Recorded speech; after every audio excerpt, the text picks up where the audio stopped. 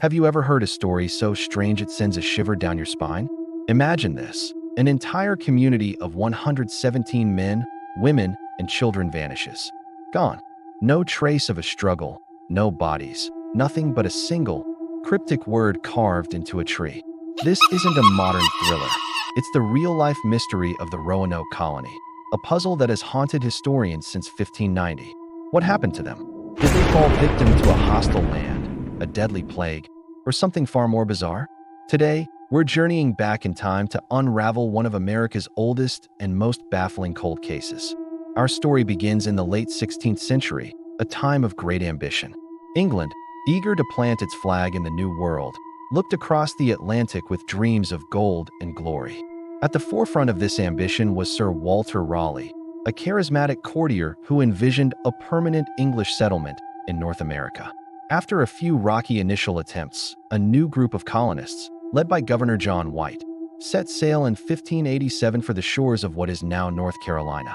This wasn't just a military outpost. It included families, women, and children, including White's own daughter and his granddaughter, Virginia Dare, the first English child born in the Americas. They were there to build a new life. But their dream was about to become a nightmare. Shortly after their arrival, supplies ran dangerously low. With the threat of a harsh winter looming, the colonists persuaded Governor White to sail back to England for more provisions. He reluctantly agreed, leaving his family and the entire colony behind, promising to return as quickly as possible. But his return was delayed by war with Spain, and it would be 3 long years before he saw Roanoke again.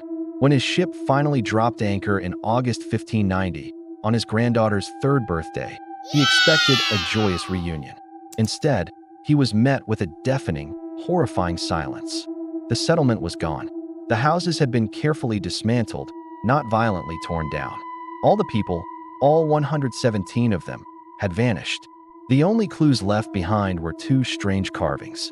On a fence post, the letters CRO were etched. On a nearby tree, the full word was carved, CROATOAN.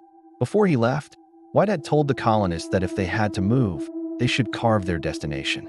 And if they were in danger, they should carve a Maltese cross. There was no cross. This wasn't a sign of distress. It was a message. But what did it mean?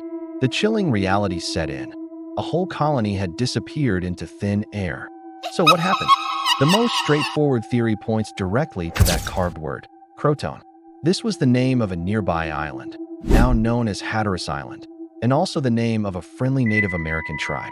Did the colonists, struggling to survive, simply pack up and move to live with the CROATOAN people? This seems plausible. They needed food, shelter, and local knowledge. Over generations, they could have assimilated completely, their English heritage fading into the local culture. But other theories suggest a darker fate. Did they encounter other, less friendly tribes? Tensions between European settlers and Native Americans were common, and a violent conflict could have wiped them out. But the plot thickens. What about other factors? The late 16th century was a brutal time. A sudden, devastating disease could have swept through the colony, forcing the survivors to scatter or perishing entirely. Or perhaps they tried to sail back to England on their own and were lost at sea in a storm. And we can't forget the Spanish. England and Spain were bitter rivals. Is it possible a Spanish patrol discovered the fledgling English colony and, seeing it as a threat, either captured or eliminated everyone, leaving no witnesses behind? Each theory is compelling, but none have definitive proof. The mystery of CROATOAN remains just out of reach. For centuries, the story ended there. But modern science has reopened the case. Archaeologists have been excavating sites on Hatteras Island and inland, searching for any trace of the colonists' lives. They've found tantalizing clues, 16th century English pottery mixed in with Native American artifacts, suggesting the 2 groups did live together. Genetic researchers are even exploring the possibility of DNA testing with descendants of local tribes, hoping to find a genetic link to the colonists. Then there are the controversial Dare stones, a series of inscribed rocks supposedly telling the story of the colony's tragic fate. While most are considered hoaxes, they add another layer of intrigue to this enduring puzzle. So why, after more than 400 years, are we still so obsessed with the lost colony of Roanoke? It's because it's the ultimate unsolved mystery, a ghost story written into the first pages of American history. It speaks to our deep fascination with the unknown and reminds us of the incredible hardships and uncertainties faced by the first pioneers. The search for answers continues, a testament to our desire to give a voice to those who vanished so long ago.